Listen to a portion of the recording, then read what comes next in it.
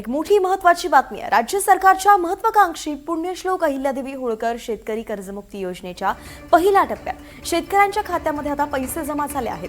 6,22,000 पात्र शेतकऱ्यांच्या कर्ज खात्यांमध्ये 5,028 कोटींची रक्कम मुख्यमंत्री देवेंद्र फडणवीस यांच्या हस्ते थेट ऑनलाईन हस्तांतरित करण्यात आलेली आहे। राज्य शासनाने सर्व बँकांना कर्जमुक्तीचा लाभ मिळालेल्या पात्र शेतकऱ्यांना तातडीने खरीप पीक कर्ज उपलब्ध करून देण्याचे निर्देश दिले। कर्ज खात्यांचा डेटा पोर्टलवरती उपलब्ध करण्यात आलेला आहे। शेतकऱ्यांसाठी दिलासादायक बातमी आहे। शेतकऱ्यांच्या खात्यात पैसे जमा होण्यास सुरुवात झालेली आहे।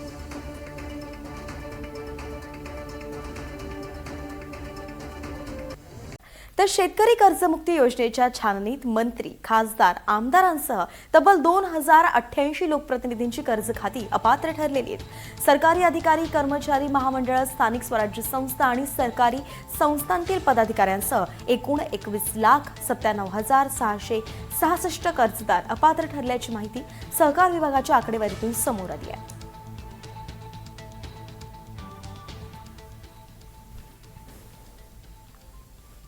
तर अत्यंत गंभीर अशी बातमी आपण पाहतोय। शेतकरी कर्जमुक्ती योजनेच्या छाननीमध्ये मंत्री, खासदार आणि आमदारांचीही खाती सापडलेली आहेत।